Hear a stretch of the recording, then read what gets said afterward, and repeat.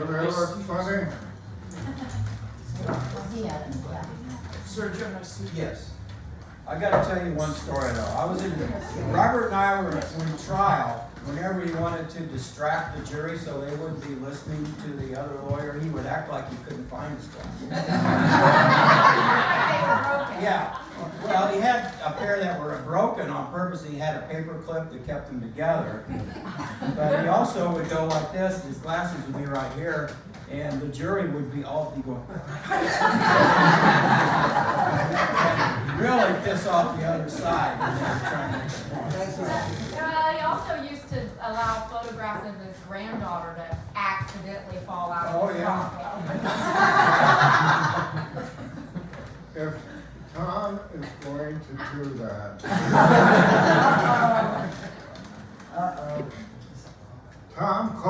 I called Tom Hayes once. He worked for Streckengas, which was a tough German law firm on the south side. And he turned me down. He said, I don't want to come to work for you. About 2 or 3 years later, he called me. And he said, I'd like to meet with you.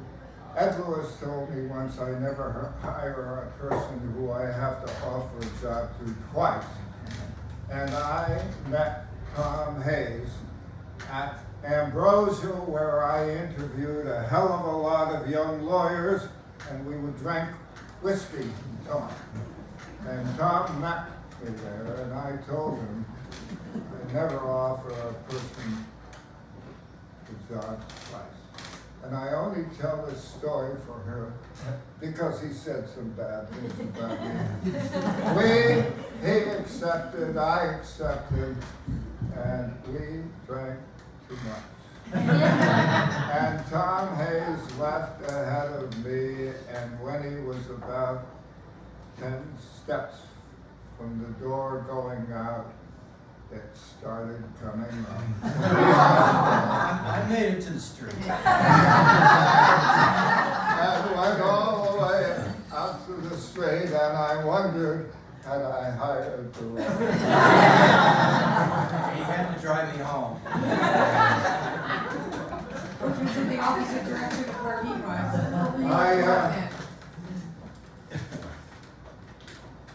Had a few things I wanted to talk about early.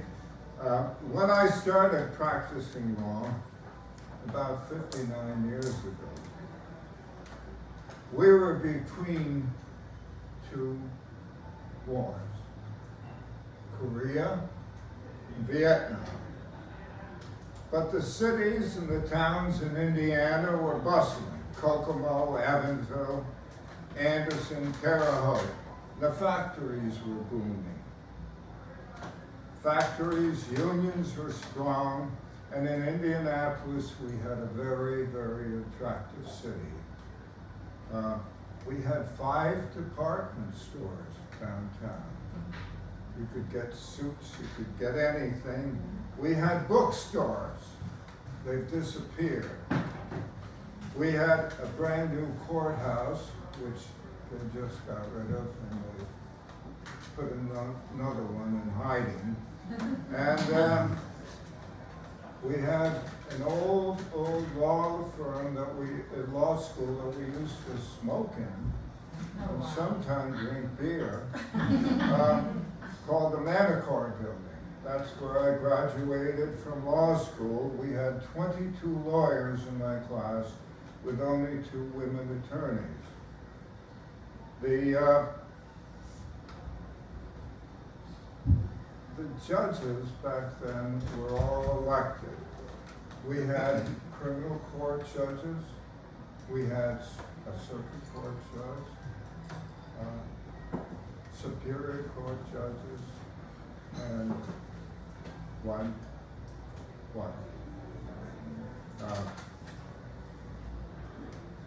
The jurisdiction was limited, but in the bowels of nearly every law firm in this town, and there weren't many large law firms, the biggest ones were 20 or 30 lawyers. there were strange and wonderful women that worked in the firm called secretaries. I know you never heard that word, but that's what we call them. And they possessed a secret way of communication that we called shorthand. I know you haven't heard of that either. I don't know how you communicate today, but Text. we communicated with typewriters and phones and what have you. Our bar association had a downtown office, and that office served also as a dining hall for lawyers. And that's where we all met for lunchtime. And usually we'd have one or two speakers who were lawyers that would talk back then. And they were damn good speeches, but more important than that, we had an opportunity to meet young lawyers, new lawyers, old lawyers, and we could call everyone by their first name. It was a pretty good group.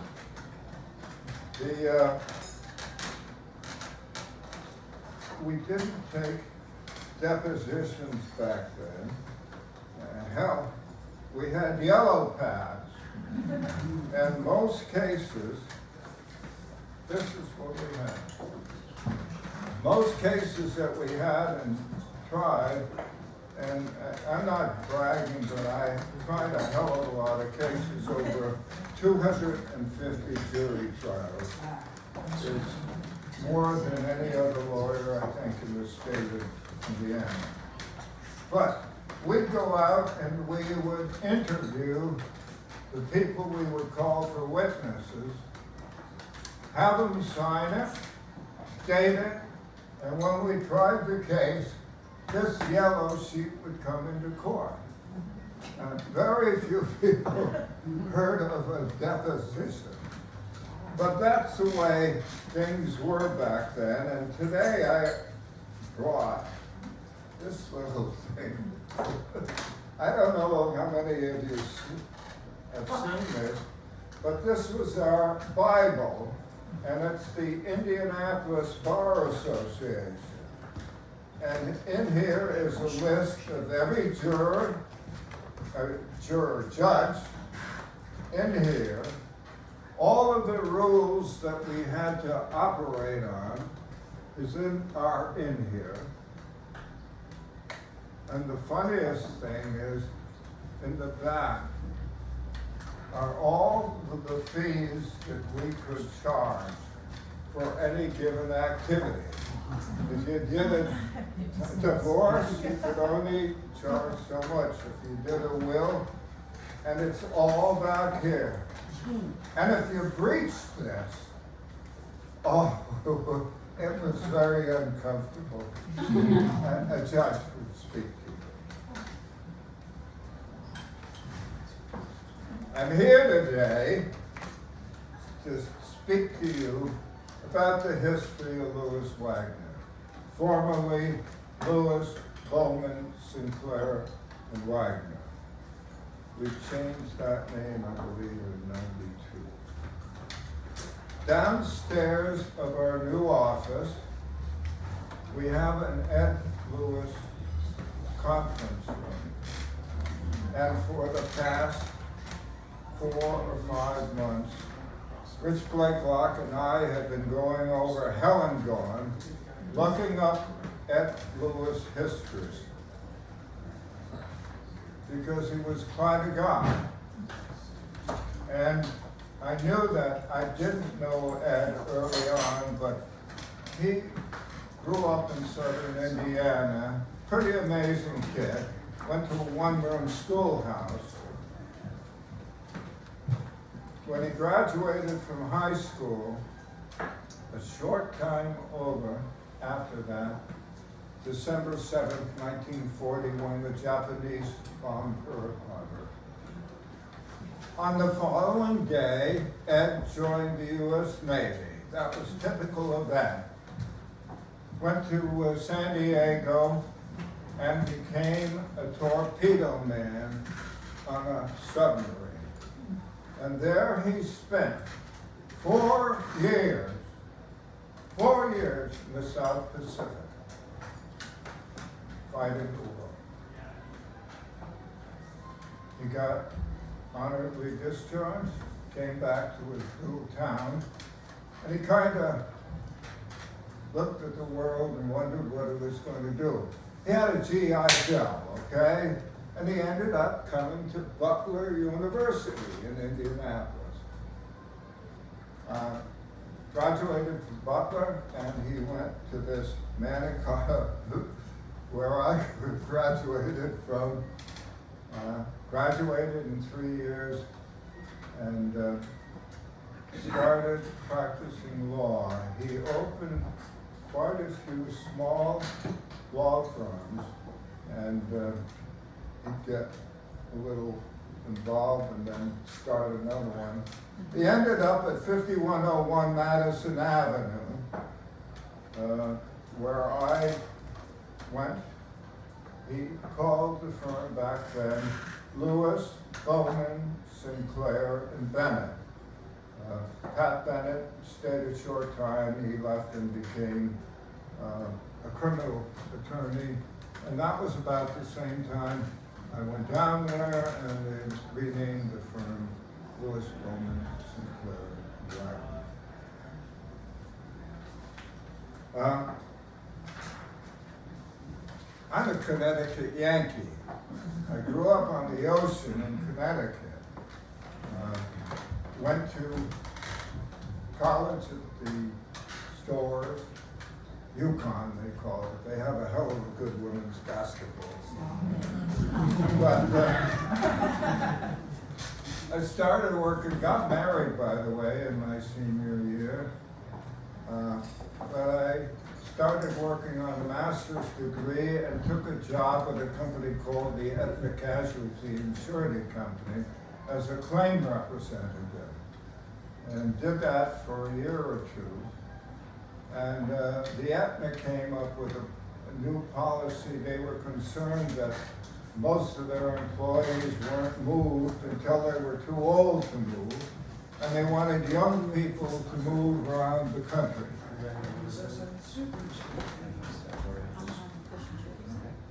Should I speak when they're sure? You're louder than they are. Well, one day they called me in to the home office in Hartford, Connecticut, and told me I was going to move. And I asked where, and they said Tulsa, Oklahoma. Of all the goddamn places in the world, I believe that there are wild fights going on. But I accepted because they said you can get a CP.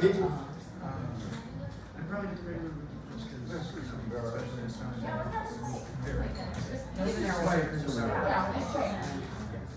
Take a break. So, You can get a CPCU degree out there, which motivated me and Robert Wagner, his wife, and by then a young child, and 2 cats, went to Tulsa. Didn't know a goddamn person there. I looked for the CPCU place and they didn't have it, but they had a night law school. So I signed up for the night law school, and during the daytime I would travel all over Oklahoma, and it's a hell of a big state. Settling claims, paying people money, and at night I would drive back to law school and get my education. I did that for 3 years. 3 years. I had very good grades, and I had one semester left to get my law degree when Aetna called me and said, we're moving you to Indianapolis, Indiana. And I didn't know where the hell Indianapolis was. But I took a train up to Indianapolis in the middle of winter, stayed at a little hotel, and met with the people. And I also took the time to go over to the law school and brought my grades with me. And they were very good grades. And they told me, Mr. Wagner, you have one semester to go and you'll get your degree. So I started, moved my family, started my job, and went to law school. But the dean called me in one day and he said, we have a problem, like they had a goddamn problem. We've been looking at all your grades, and you took an awfully lot of courses down there that we don't have here. And I said, yes. Well, you need a little more than a semester. I said, how long? A year and a semester. I said, holy mackerel. But I went back to law school and I did a semester. And at the end of that semester, the Aetna promoted me again to South Bend, Indiana. What a terrible place to go. But I was there for 4 years with one semester again to go. Some very influential people after 4 years got me moved back to Indianapolis to the Aetna.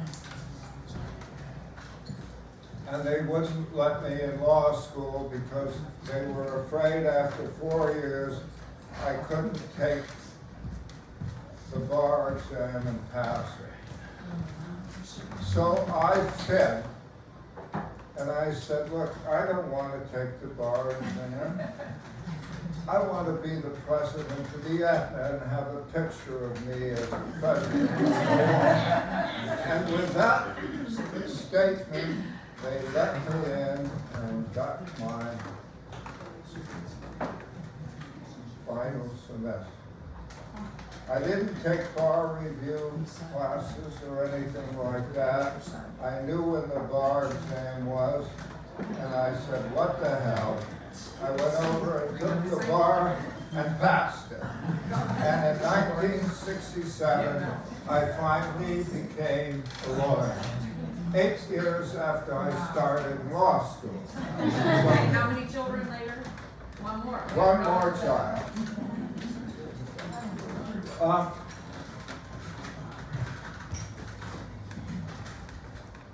After I got my law degree, I continued working at the Aetna, but I also would help people with their taxes and go to municipal courts in the evening, so I knew a little bit about law. And one night, or afternoon, there was a U.S. Senator by the name of Vance Harkey, who already had 6 years in Washington. He was running for re-election and gave a speech in town. And I went to the speech and listened to him. And as he walked out the door, I said, Senator, I'm Robert Wagner. I don't know if I can help you, but if I can do anything, I'd be happy to help out on a part-time basis. 2 weeks later, he called me and he said, would you coordinate one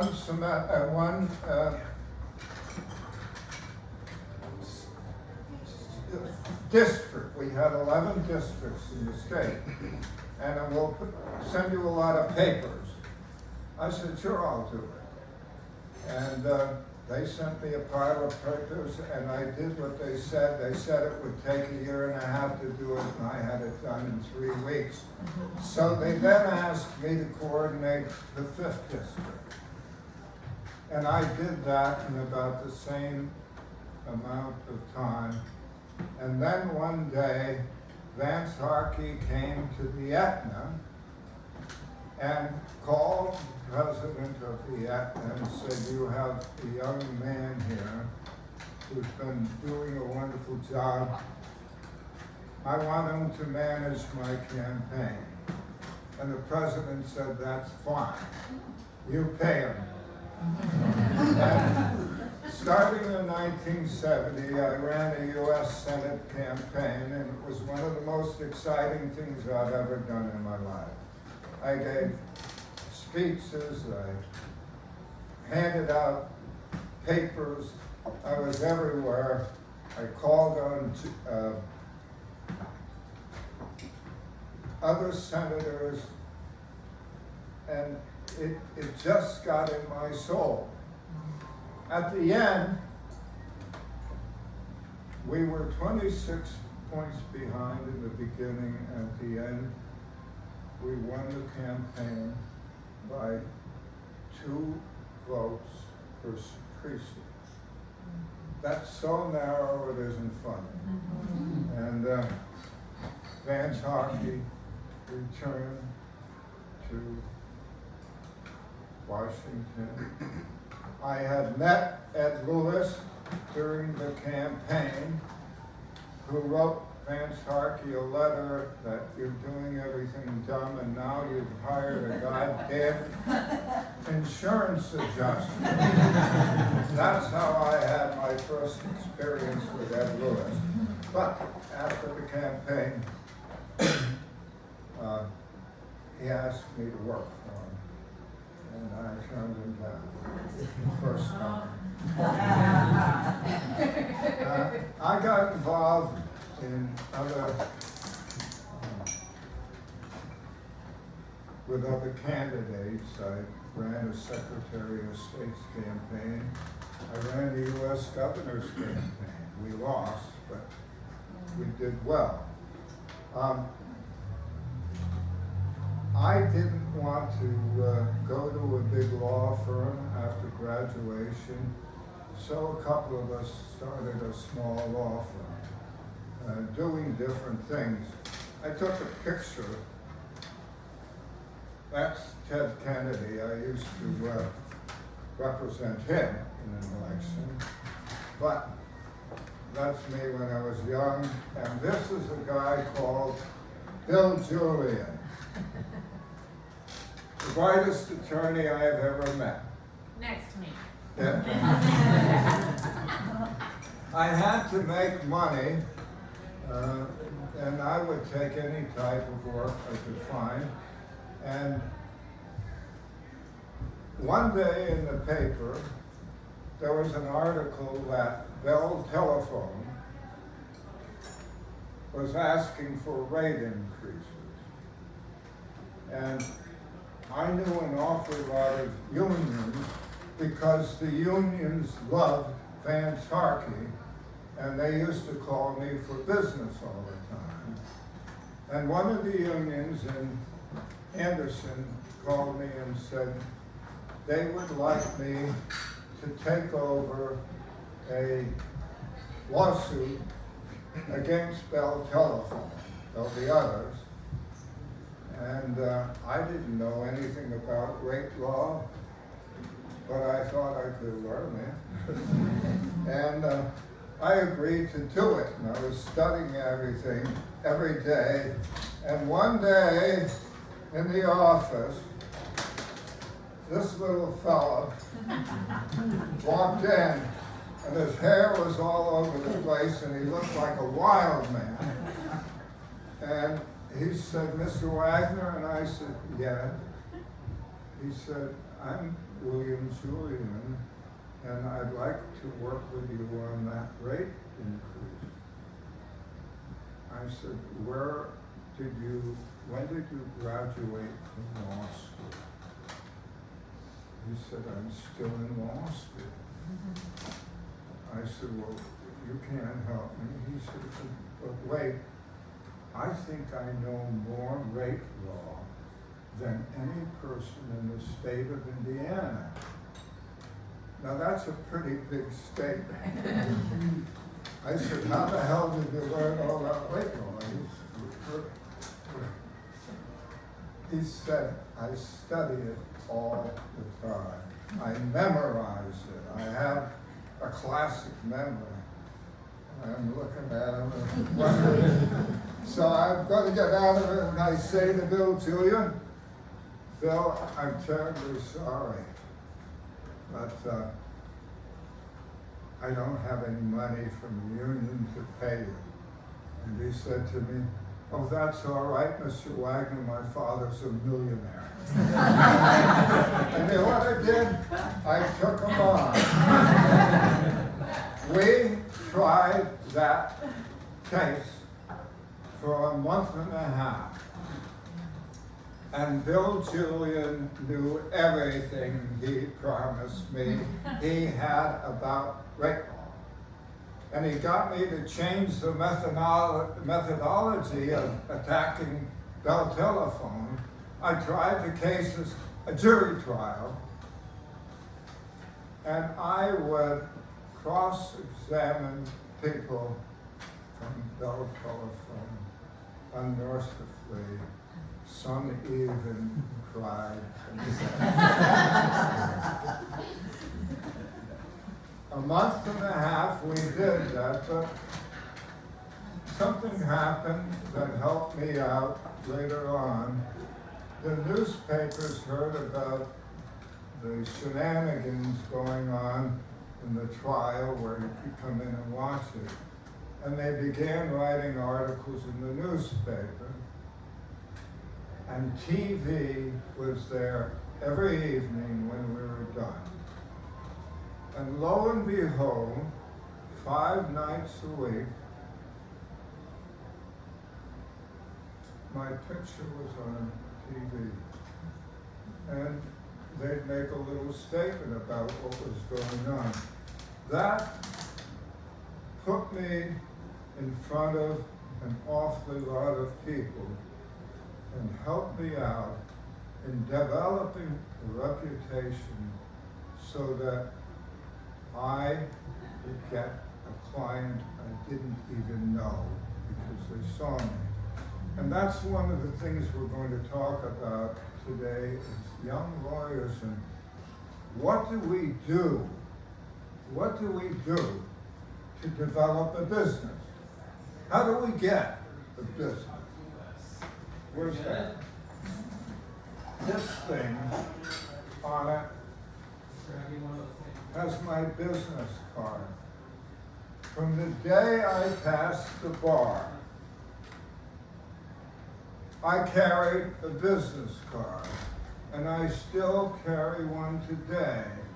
And I had a home phone on the business card because I learned that an awful lot of problems developed over a weekend, and people weren't bashful to call you at your home, and I must have made $100,000 over people that called me on the weekend.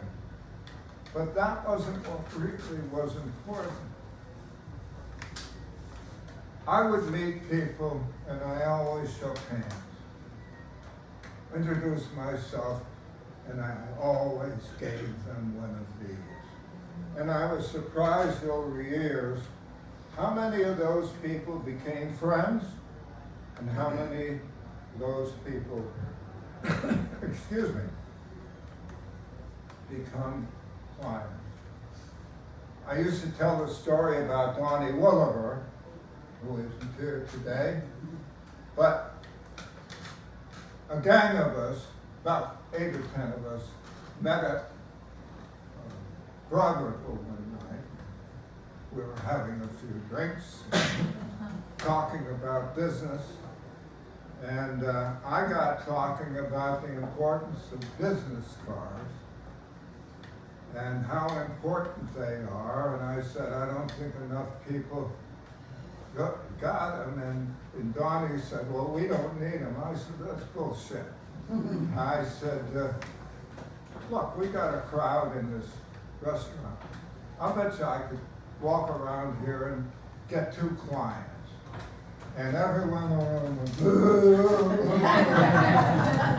so I figured, screw you guys. I got up from the table and walked around, and I came back to the table an hour later with 2 people. And I said, gentlemen, these are my employees. Would you tell them about yourself? And they both said, we've retained Mr. Wagner as an attorney. True. They showed up in the office the following week, and one of them remained a client for 10 years. Okay? But we still wonder, how do we develop clients? Because if we can't develop clients, we can't make the railroad run. And all of us have different things in our body. All of us say things that other people just can't say. All of us have hidden talent. And we have to learn how to use those things. We have one avenue that I feel is very important. It's organization. There are so many legal organizations around, state and federal, and local. I've got about 7 or 8, no, 10 organizations I joined throughout the years. It helped. It helped talking to others, learning things from other lawyers, and learning about trial law. One of the organizations I joined was ABOTA. We have members of ABOTA right now.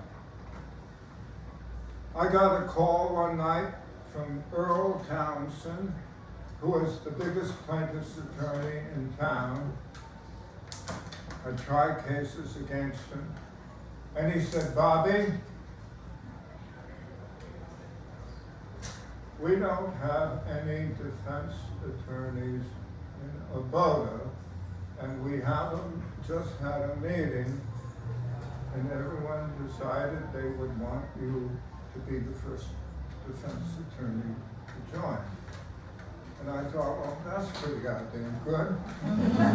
And then I found out you had to have tried 55 jury trials, or they wouldn't let you in. So I had to get a record of all the trials I tried by then. It was 55. So I became the first defense attorney that was admitted to ABOTA. Well, what we're confronting right now is change. Change. 2 years ago, it really started with the pandemic. With ABOTA, they couldn't find anyone who tried 55 cases.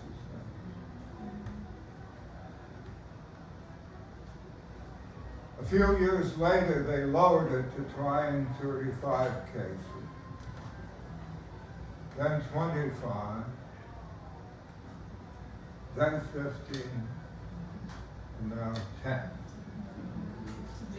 Now, I don't know if trying 10 cases makes you a trial lawyer. They could have been done in night court for all I know. But that's what we have. But ABOTA still is a very important organization. You meet many, many people. We have good get-togethers. I was president of BOTA for a year. You can only serve a year. Traveled all over the United States for it. But that was just one of the many, many organizations I went. I wanted to teach what I practice. I made a friend with a woman by the name of Nancy Vedic, who's the Chief Justice of the Appellate Court. She and I became good friends. I taught down in Bloomington, Indiana for 2 semesters. If Rich Schultz was here, I could give him shit because I taught him 1 semester.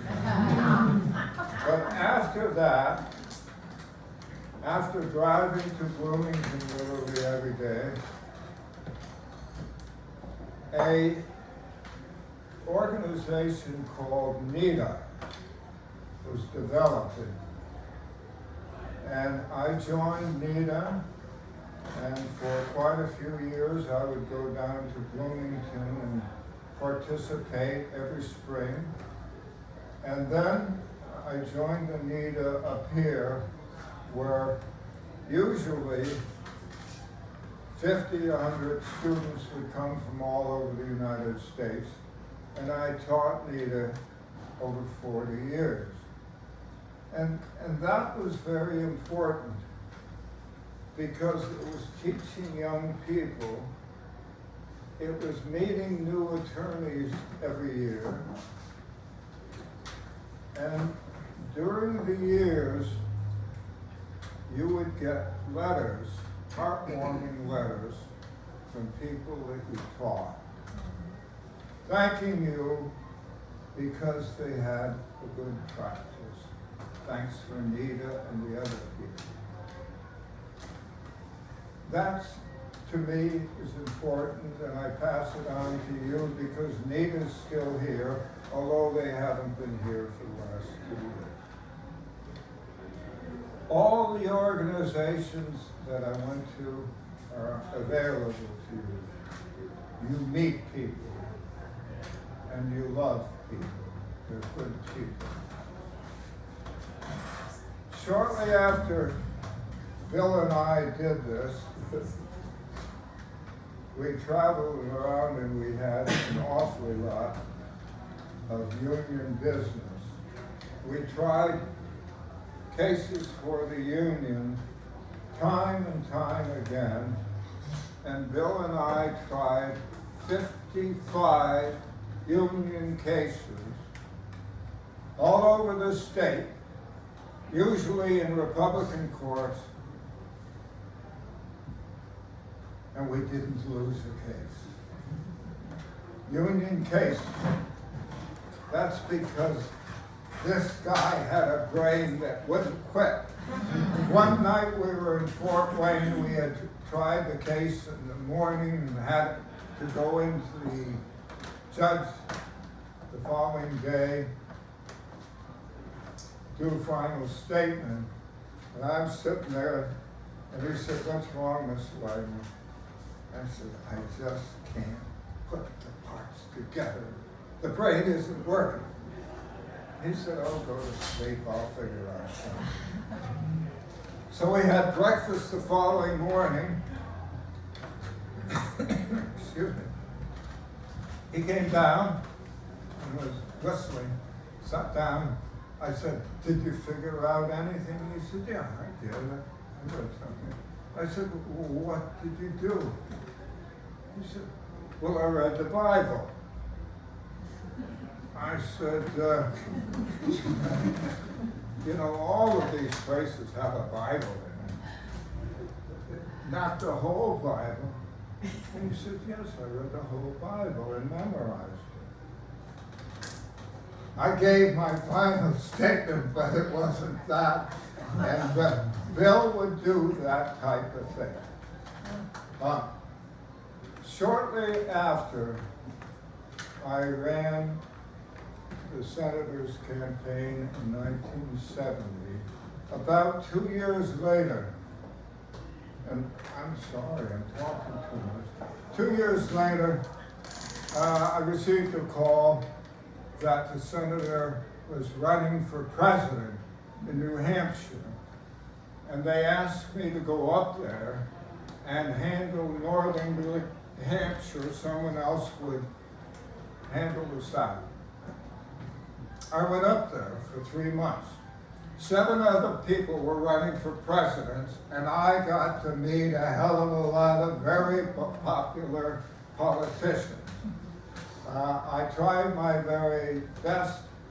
At night, they have their vote in a little place called Dipsville Notch. It's a ski resort. There are 13 voters in the town, and they all have a little card table to sit down and check it. And it was so excited, it wasn't funny, and every big TV company was there. And Bobby Wagner, who knew he was going to lose the election. And we lost.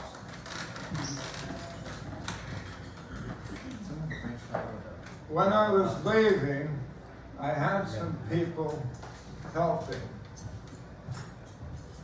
the campaign, and one of the people I had was a young man who just graduated from college by the name of Norman Rivard. Norman Rivard.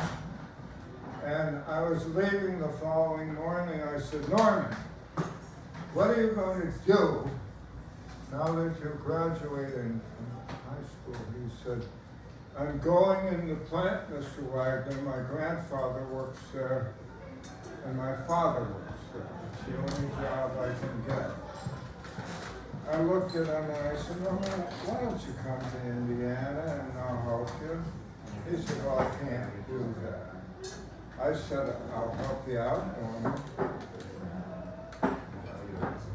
In July, I received a telephone call from Norman Rivard.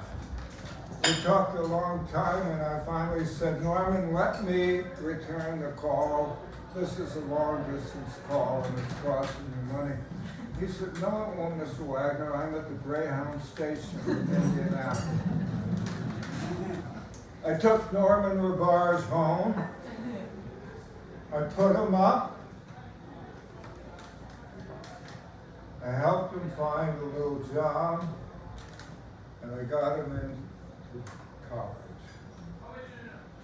I paid his education for 2 years. And he did well. He did well. And after 2 years, one day he got on the train and went back to Berlin, New Hampshire. A couple of years later, I was motorcycling through New Hampshire, and I stopped and called his family. Norman wasn't there, and they insisted I come over for dinner. And I said, where's Norman? Well, because you put him through college when he came back. He got a management position. He got a management. And those are things that we can do with our minds and trying. And it had an unbelievable influence on me. Got tears in my eyes on what we can do because we care. And caring probably is the most important thing we have to deal with in what we do. We're lawyers. We change laws. We do divorces. We have politicians. And we must care. Out of that, I started doing many things. Not only did it help others, but it paid dividends to Robert Wagner. One of the things we moved up to in the city in 1992. One of the things I first noticed in going to our office was there were no trees on West Street. I took it upon myself to plant trees from I-65 to I-70. I got the president of the public service, I got Miss Dina Cox working, and we put on a hell of a show, and we planted trees all the way down to the south. And it got in many, many newspapers.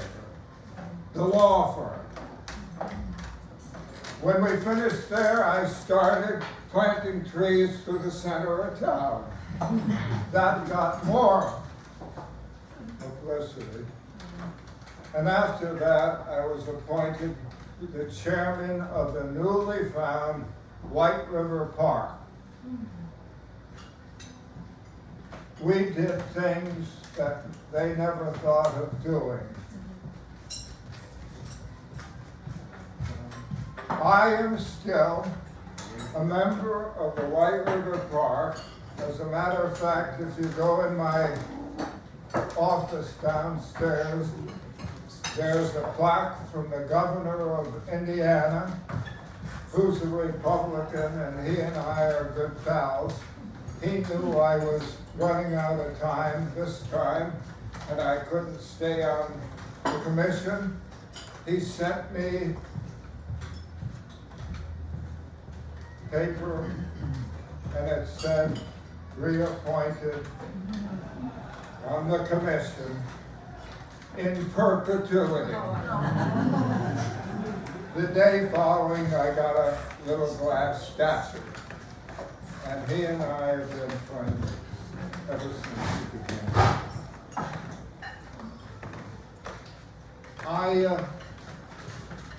I say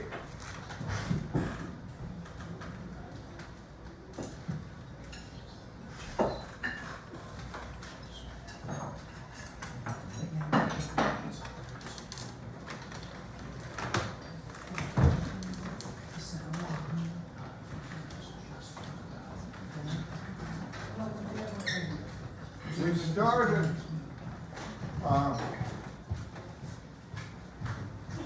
our move and completed our move in 1992 from the south side. I got some figures together and I wrote down the names of those people who worked for Lewis, Bowman, Sinclair, and Wagner on the south side, who came up here. Robert Cowles, Lisa Earle, William Harrington, Thomas Hayes, Mike Huntine, David Connersman, Edward Lewis, Susan Meringer, Richard Schultz, Lisa Slauson, Robert Stommel, John Trimble, Robert Wagner, and Don Lewis. The people who moved from Lewis, Bowman, Sinclair, and Wagner up here, and by the way, only Mr. Lewis came up. The people insisted on a change, and we changed the name at the time of the move to Lewis Wagner. The attorneys who today are still with Lewis Wagner, who made that move, are John Trimble, Tom Hayes,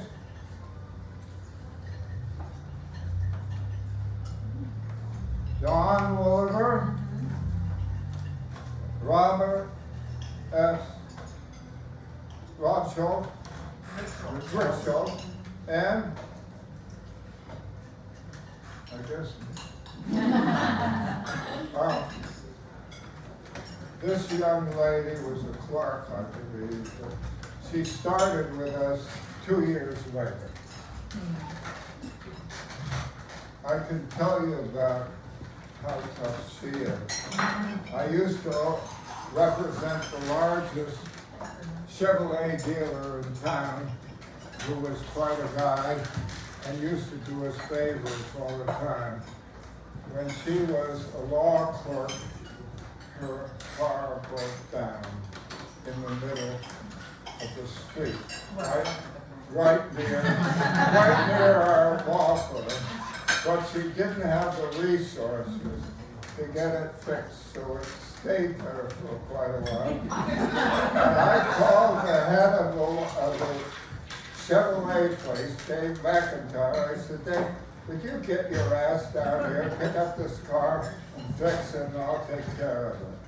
He did it, but she found out about it, and I thought, holy hell, that you don't screw with my personal stuff, and I don't want you ever doing it again, and I can handle this. That's how we became friends. Okay? How did the law firm grow? One of the things that Lewis, Bowman, Sinclair, and Wagner did early on, we were involved in Hoosier energy, building power plants. The only ones that were built really were the people who made the power to begin with and charged us. So we did a lot of work, legal work. A man by the name of Frank Ratz was in charge of most of it. And during that time, a man from Louisiana by the name of Bubba Robinson, that's a hell of a name from the South, went to Washington and was doing or studying how to build one of those plants down in Louisiana. And someone there in Washington said, you ought not be around here, you ought to be up in Indiana. There's a law firm called Lewis, Bowman, Sinclair, and Wagner, and they know all about this. So up came Bubba Robinson, and we worked with him, and I started going to Louisiana and started getting some work in Louisiana. And I'm one of those horses' asses that shakes hands. And in a short time, I got to know the governor of Louisiana, Edmund Edwards. We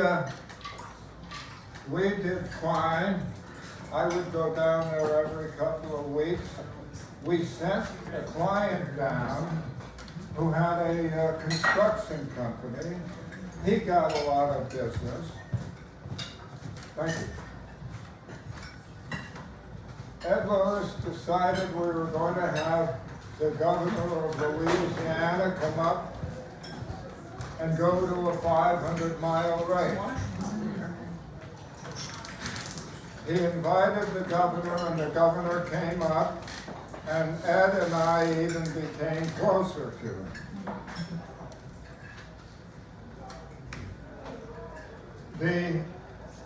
We ended up sending a few more contractors down there who made good money.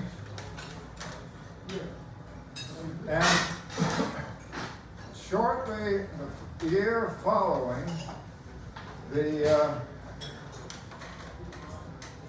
visit from the governor, we got an awfully lot of, I had it with I me. know where it is. It's at the 500 inch. Yeah. It's right here. I just saw it. This is just like being in trial together. He loses his papers and I find them. Well, I just saw it. It's kind of yellow.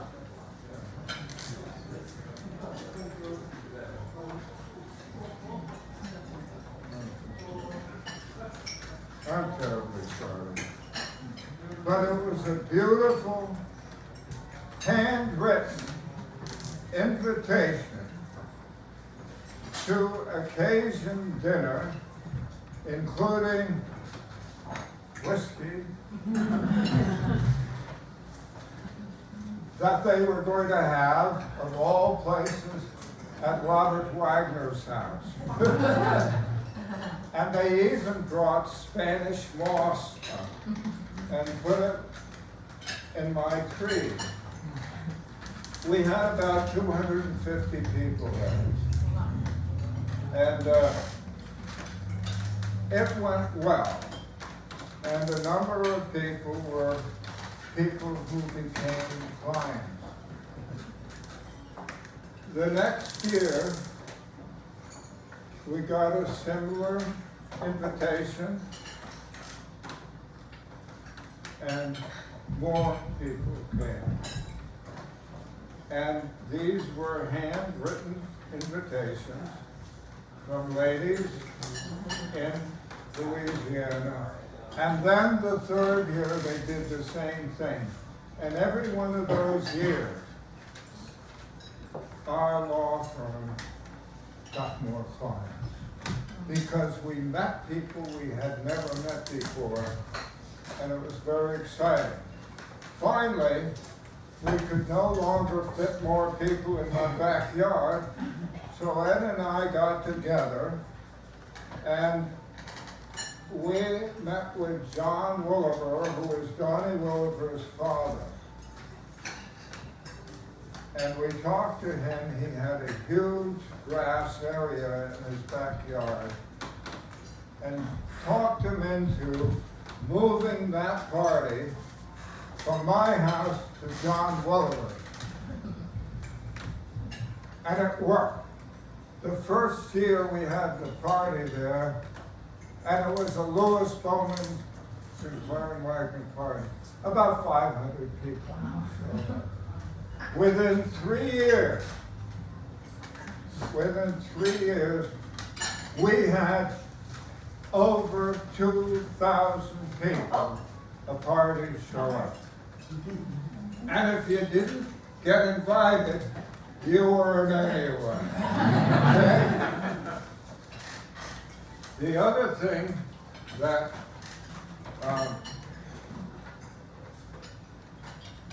we got more involved in, or I did, was I used to have small Christmas parties at the office on the south side. And mostly politicians would show up, 10, 15, and it stayed that way. But when we moved up to our last office, we had an enormous amount of room.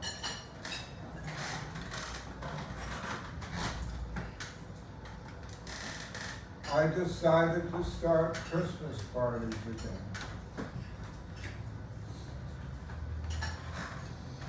One of my buddies did the cooking, and we probably had 50, 75 people show up. I continued that party, and every year it got bigger. And it got to the point where 300 or 400 people would come to the office and they couldn't squeeze in there anymore, drinking whiskey, eating good food. So we moved it to a bigger place. And the last 2 years before the pandemic, each of the years we had 500 to 600 people there. Most of them were attorneys, but probably half or 25% were politicians, mayors, judges, And do you know how that affects you? When a judge is at your party and you talk to him, and 3 months later you have a case in his court, or her court, they shake your hand and talk. And that's all about Louis Wagner, because we did not have that much business. We had the different parties. We had people that were joining organizations. But we also developed, I think, methodology to attract different groups. The most important thing was insurance companies. I had a few cases with the Aetna, but within a few years in the South, one client I sent me 41 lawsuits in one day. I thought John Tribble was going to crap his pants. He didn't know what to do with 41 lawsuits. But we handled them. And we picked up more and more insurance companies. And as a matter of fact, we still do that today. I brought this. They put them in your hip when you break them. The Germans invented them in World War II to send their troops back there. A company called Richards in Tennessee made them, but they made a mistake. They made them out of cast stainless steel. And they broke. And they were going out of business because they had lawsuits all over the United States. And one day they had them one in Indianapolis, Indiana, and the Aetna insured them. I got called. They had some very, very good plaintiff's attorneys. One of them who will try the case for the plaintiff is in jail now, but not for that. We tried the case for over a week and a half. The plaintiff was from England, and in closing statement, one of the attorneys said, when you go on in and deliberate, I want you to think about Mr. Roberts. And I want you to do the same thing that you do in England. And that is to go out to a restaurant with us and have a spot. I gave my final statement, went over to a bar, and 26 minutes later I came in and they found for Robert F. Wagner and Richards Medical, which had been losing cases all over the United States. This is a letter from Richards, and it was 1983 when I tried that case. I went out with the head of litigation that night. We drank too much, but he asked me would I ever consider doing Richard's work around the United States.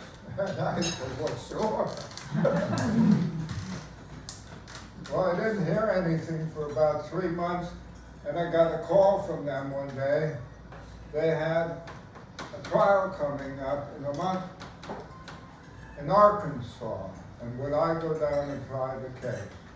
They had a big law firm defending them, and then Bobby Wagner went down.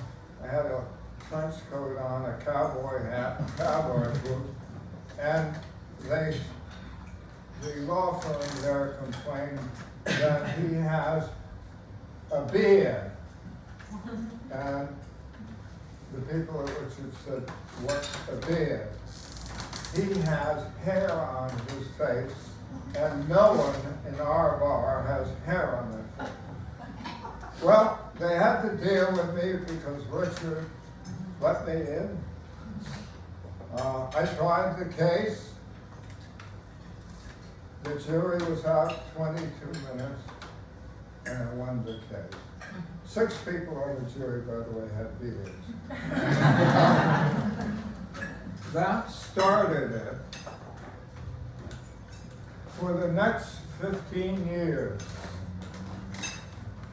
I tried every case they had east of the Rocky Mountains, New York City, Philadelphia. Didn't make any difference.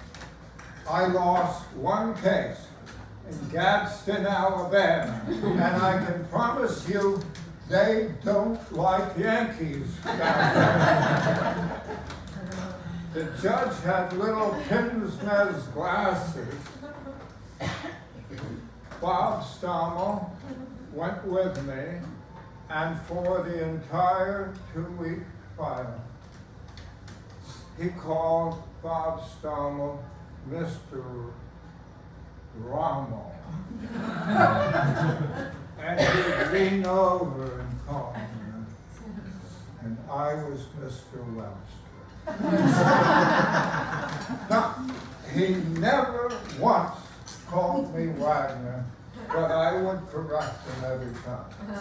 So when it came to final argument, I looked at the jury and I thought I was looking at a swarm of sharks. They found against us $200,000. 100 was regular damages, 100 punitive damages. Mr. Stommel and I appealed the case to the circuit down there, and we got the punitive damages kicked out, 100,000, and the 100,000 that was left was 100,000 that we had offered prior to the trial, so it came out even. But this went on for 15 years. Now, just having this case got me involved with other medical device people who investigated cases. We picked up a very good client in Washington. And from that client came another client. Those involved cases all over the United States. And this woman took away my business, and she's still handling those cases. What's the name of the client? Medmar. And we get a lot of business from them. And she does a wonderful job, and I suspect some of the people in the room are helping people. But everyone in that office would pick up clients, insurance companies, or what have you. We had a very, very big store in town called Marsh Supermarkets. They had a supermarket in every little town. I got called one day to handle a case. I ended up trying the case and won it. So they sent me more business. And I tried jury trials for Marsh for 30 years when we went back. Now, I will tell you that during that 30 years, many young lawyers went to court. And it was quite an experience. One case lasted several years, and Rich Blakelock, Jason Lee, one other person tried it with me. It was a lease case without a jury. with an SOB attorney on the other side.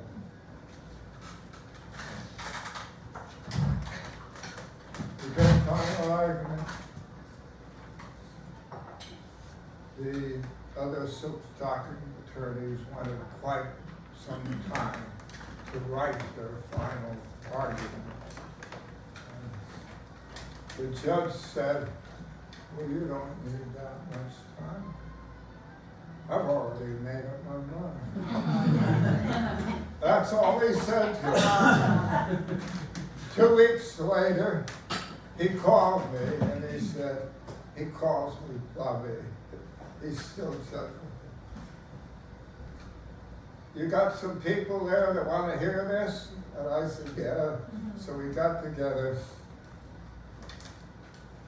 We got an award of $11 million. Okay? $11 million. The other side wasn't happy, so they appealed it. And Rich Blakelock handled the appeal. And by the time the Supreme Court ruled on it, the price had doubled. We got $21 million. Now, I tell these stories because different people did different types of work. Law is an intriguing thing to do. Whenever I fly, I carry my passport, and I also have a little thing that goes in with the plane. You know what it is? It's the Constitution of the United States. And I look at it. Why? Oh, I don't know, memorize it. Hell, I can't, but I read it anyway. You can be a contract attorney. You can be a trial attorney, although for the past 2 years, I don't know if anyone's trying cases anymore. We have an awfully lot of mediation today. Most cases have to be mediated. But you know what we have to do? I think we have very, very bright attorneys. Good attorneys. Attorneys who know how to deal with things. We have to deal with what we confront right now. A pandemic that's not ending.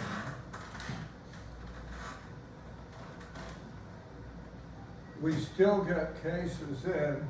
I forget to mention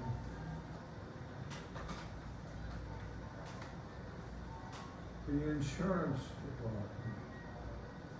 I don't know if many of you know that we represent the department an awful lot. I brought that in a long time ago because I got to appoint one of the insurance commissioners through a governor. But we've had several cases where we confronted trial and demands of over $100 million. And that's a lot of money. And it takes a lot of caring. We have teams of people that do different things, practice different types of law. I brag on Donnie Wolliver. You know, she just did regular little stuff for years, but she started family law. And she is one goddamn good divorce attorney.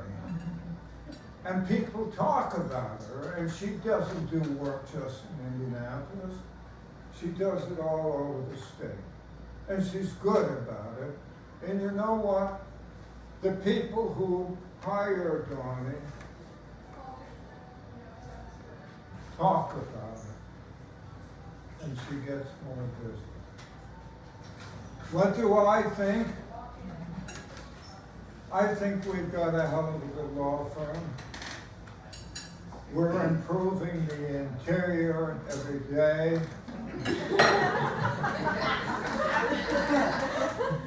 And we're growing every day.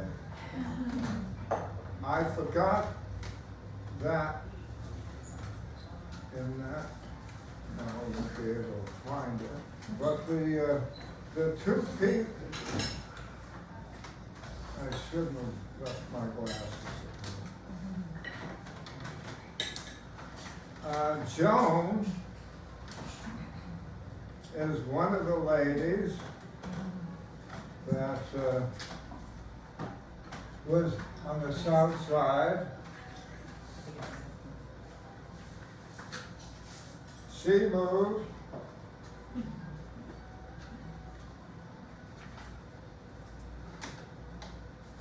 I can't find it. Who else was on the south side? All right, You were a assistant. couple of quick things. We never had a woman at Lewis Wagner. I hired the first one. And she, Billy Julian, told me she was a genius too. She was the most unusual person because she'd disappear and we'd find out she was in Terre Haute trying a murder case. She just was active, read books constantly. In the parking lot. With Judy there, we hired additional women, or I did rather, but I did. The federal judge, Jane Magnus Stinson, I hired. She worked for me for 7 years, got her a promotion over the governor's office, and then she became a criminal judge in Superior Court in Indianapolis, and then she went to the federal bench, and she's now the Chief Justice there. Judy Stewart, who also hired, she worked for us for 7 years. She went down to Bloomington and became the circuit court judge there, and worked there for 23 years. Brown County. Brown County. I told her not to leave, but she said to me, Robert, there are only 12,000 people who live in Brown County. I said, yeah. She said, well, every year I try a number of them and put them in jail. I said, yeah. She said, they all have relatives. And the people in jail tell the relatives, and they hate me, and one day they're going to kick me out.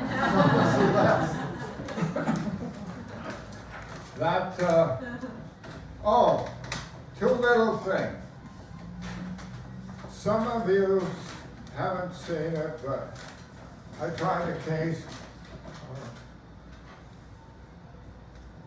in one of the little counties, and some very prominent attorneys tried it against me. I represented a union, and they were getting beat up on the picket lines. Guy was punching them.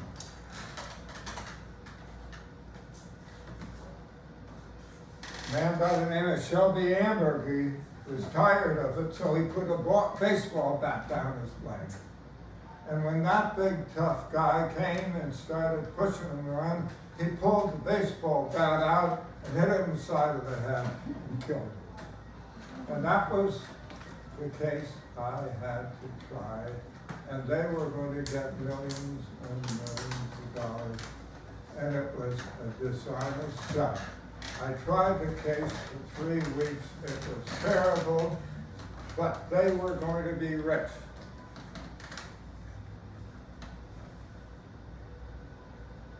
The case was finalized in the evening. The jury came in, and the judge said, do you have a verdict? And they said, yes. he said, for whom? And they said, for the plaintiff. And they got all the attorneys and the family, and they did a dance. He said, how much did you give him? And they said, $84,000. And they went home in tears because they expected millions. Well, a judge who didn't like me and I didn't like him said, I want you to go back and talk to the jury with me. I said, I don't talk to jurors after trials. He said, you get your ass in there with me. So I went in and the jury was smoking back there and laughing. And he said, I want to know how you came up with just $84,000. The jury's head said, well, we voted and we said Mr. Wagner won. And they said, well, how did you come up with $84,000? Well, they had medical bills for $40,000, so we awarded that, and they had 2 kids, and we thought they ought to go to college, so we gave them $20,000 each, and that's how we came up with $84,000. Okay. Some of you people haven't seen it, but I had a lawyer who helped me do the right thing. He wrote a poem to Bob Wagner. It's going around the office. It's a pretty cute poem. If sometime you want to read it, I'll share it with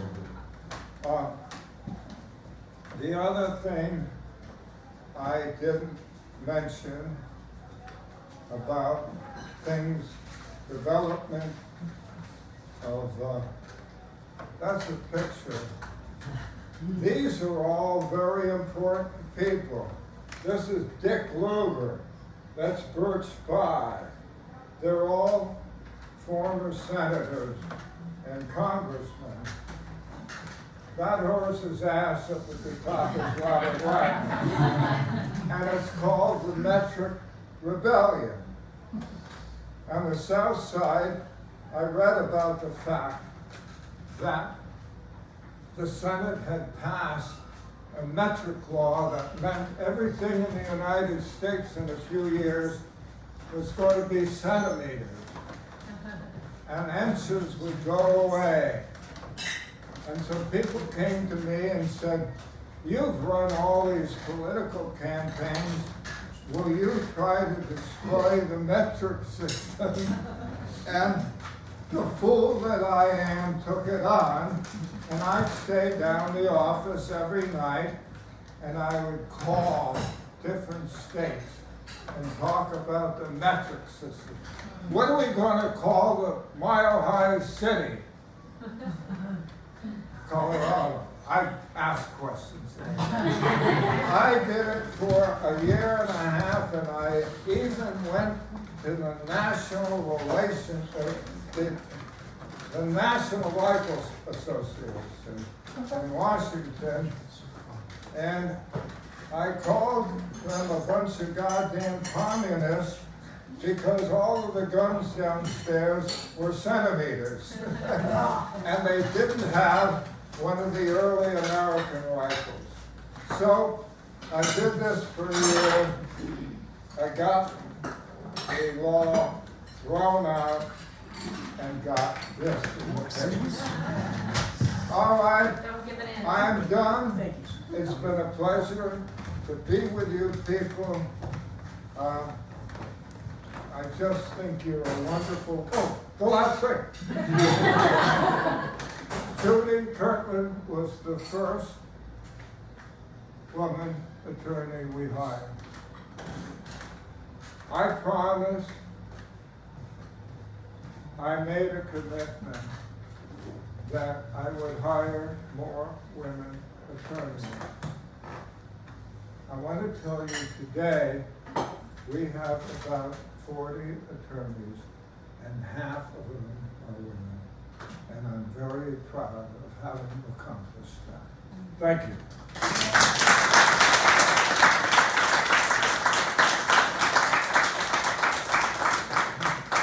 Did I take too much time? You were great, perfect. Right on time. Right on time. Thank you. Now you can eat your sandwich. Yeah.